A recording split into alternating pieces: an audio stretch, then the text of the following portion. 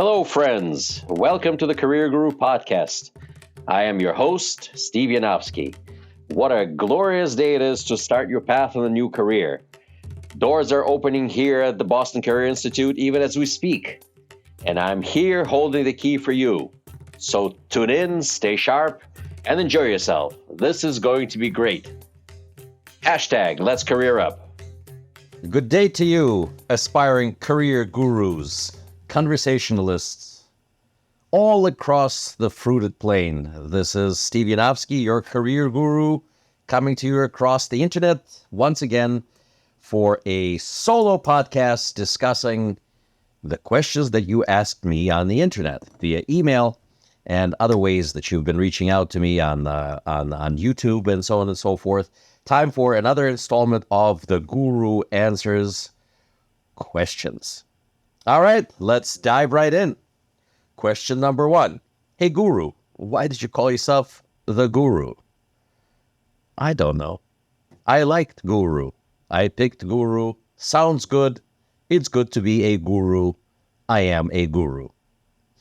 By all intents and purposes, I'm here to answer your questions. No, I do not sit in a lotus position with my arms extended outwardly with palms up. No, not that kind of guru. In the classic sense of the word guru, meaning been around the block, been there, done that, hired, fired, can talk about it, glad to share my acquired knowledge and wisdom, thus the career guru.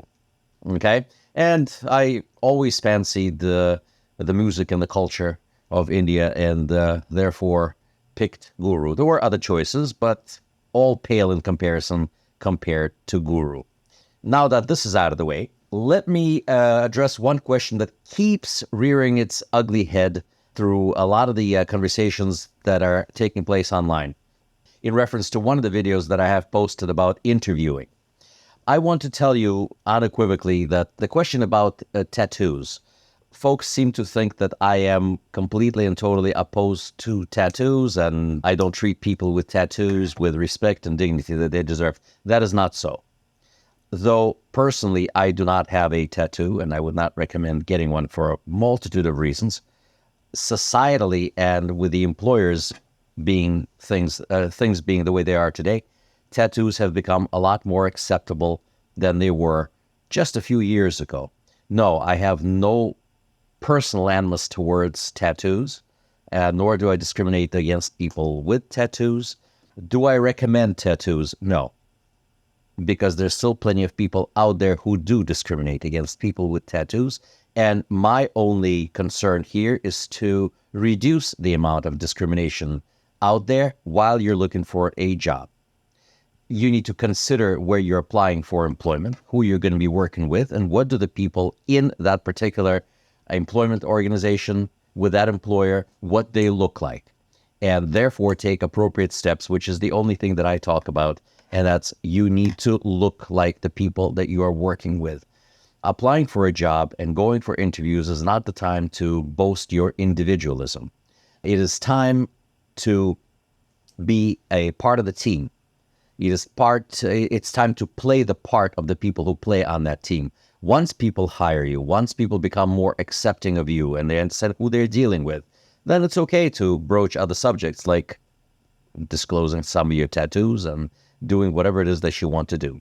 But in the beginning stages, when you're looking for a job, to make sure that you initially get that chance to work for a company that you really want to work for and the money that you want to get, all I'm saying is that you need to look and present yourself like the people in that organization because that's who they want to hire.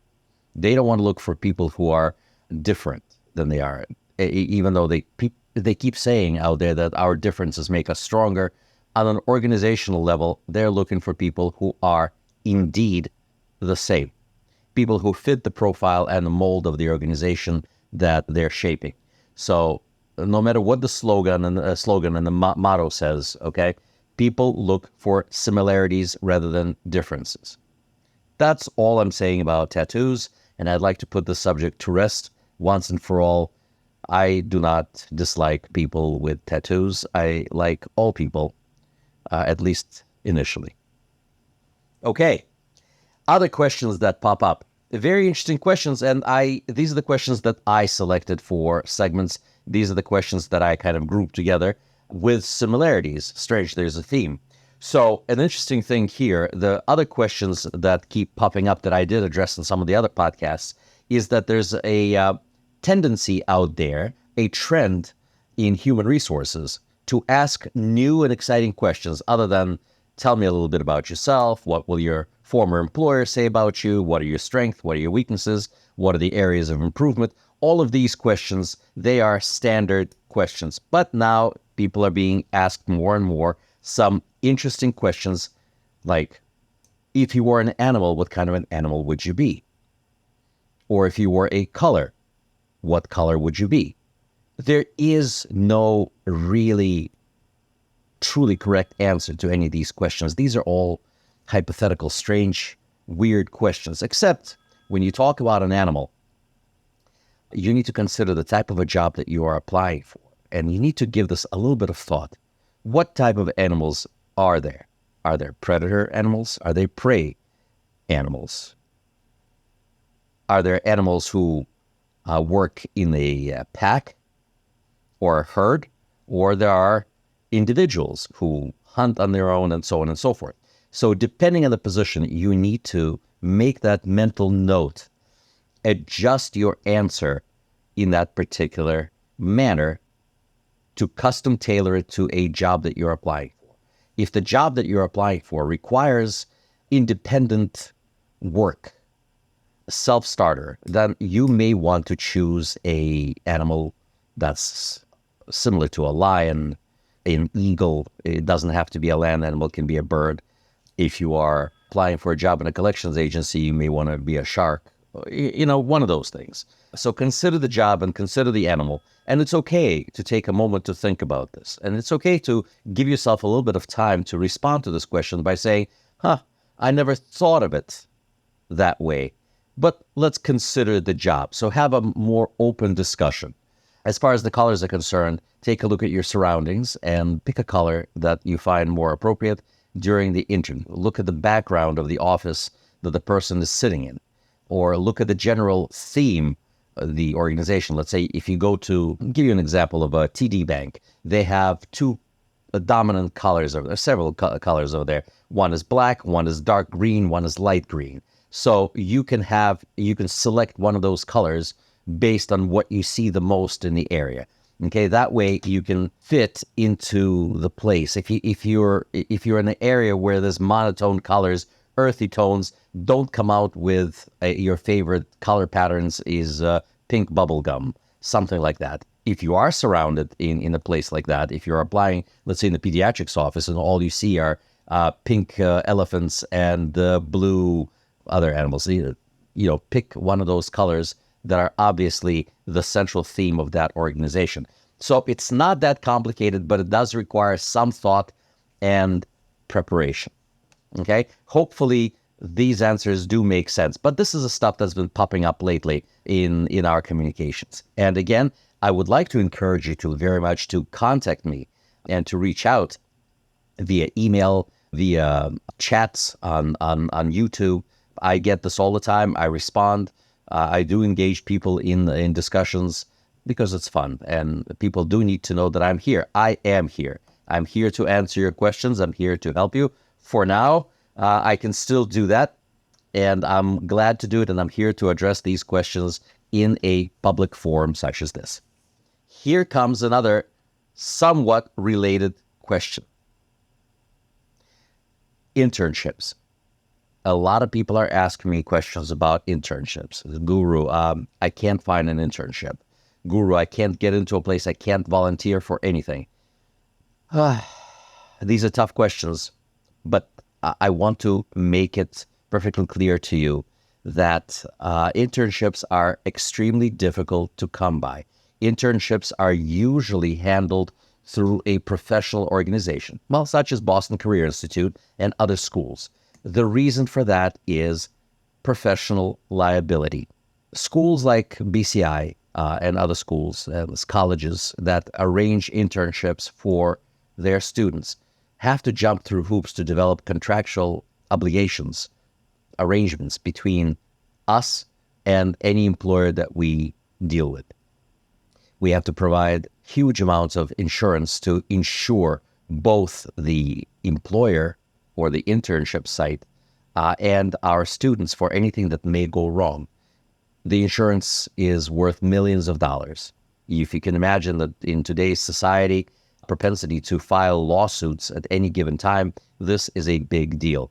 And most employers simply will not take a chance on taking people on board as an intern unless they have a specific program. A lot of employers have volunteer services, but volunteer services do not, as a general rule, provide internships of any value or interest to people who want to intern. Let's say you want to intern in the administrative department. Chances are very slim that you're going to get anything of value over there. Certainly not in clinical areas. Last but not least, you have to make sure that when you're going out for an internship, that much paperwork is done on your behalf. For example, your health records are being held by the school to make sure that you comply with the internship site's vaccination, for example, requirements or any other health-related issues that you may have. Now, most schools do not disclose this information because it's protected medical record information, but the employers do trust the school to collect the data and to keep it safe and to make sure that if they ask if this person has this, and that, the internship department will always respond and provide most appropriate information for the employer. And we get to keep it for a while to make sure that everyone is safe. And I mean both the employer and the internship seeker. So those of you who are out there trying to look for an internship on your own, you need to understand the mountain of issues that you're up against as far as looking for a place. And people become despondent. And people say, I'm not going to do that. There's nothing I can do. Well, and it may be so, but don't give up. And I also want to tell you that a lot of times it's just simply easier to find a job. It may be an entry-level job, but in many cases, in today's job market, of course, you certainly can get a job in a field of your interest. Instead of an unpaid internship, you could get a paid job. The most important part here is your own personal preparation for this particular adventure. What do I mean by that? Make sure you have a proper professional resume specifically tailored for that specific job and that employer. Now, gone are the days of typewriters and copy paper, carbon copies. That's what CC is there for, right? On your emails, when you carbon copy somebody, very few people know what that means, but was a copy paper that went behind one sheet that you typed up, and at the same time, you typed 2 or 3 other sheets of that resume that you had typed before. It was a difficult proposition to make a resume just a few years ago. Today, you can custom tailor your resume for any employer at a moment's notice. So don't worry too much about it. Make sure you custom tailor your resume and make sure you have everything lined up and make sure that you're properly prepared for an interview. So addressing these questions properly and treating this seriously is key. And a lot of the employers will definitely look favorably on taking you on board, once again, because it shows initiative. And in this job market, you are more than welcome to do that. Will you get a 100% match of what you were looking for as far as their internship is concerned? Probably not. But you will get further opportunities because once you have the employee number, once you have the employee ID, you can basically just introduce yourself to any other department that you're looking for within that organization and begin to build yourself your personal and professional network. Having said that, there are organizations that do thrive on offering internships, but once again, they are specifically geared towards various educational or not-for-profit institutions that help people. When you are calling organizations, you can always refer to a department that deals with internship. Okay, so ask the questions, call the Human Resources Department, and inquire about an internship department if anyone handles internships, if this is truly the way you want to go. But my suggestion is it is much simpler to get a job. And once you do get a job, you can certainly move forward from there. Okay? Now, One other question I wanted to address while we're talking today is this. It's going to be a separate podcast during which I will introduce a new guest to you. I'm being asked to discuss money management for the Guru Land, and I will gladly do so because it is a topic that most people are struggling with. It's not that they're struggling with the topic, they're struggling with finances. Okay, once you have the finances, financial questions take on a slightly different meaning, but we will definitely address topics of financial management, how to best handle your money and your credit score, and so on and so forth. Okay? Another question that popped up was about criminal offender registry, or CORI. A lot of people have had issues with that in the past. Just because a person has something negative on their CORI does not mean that they will not get a job. Yes, certain jobs, based on the type of notice on the CORI, are off limits. And that is something that you have to take one by one by one. But that does not mean that doors to a career are closed to you. Find out what will work. Okay? And you need to call professional organizations in the field of your interest and inquire as to what is acceptable and what is not. Furthermore, there are attorneys that specialize in that too, and I will look specifically for a guest to come on the show to help us address what can be done and what cannot be done with a CORI. Much like a credit score, certain things can be improved on the CORI itself. Everything depends on the type of offense, the age, and so on and so forth.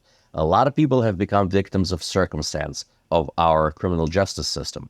Okay, so there are ways to help with that, and I promise to get you a guest capable of addressing these questions in short time. So we're going to address these questions.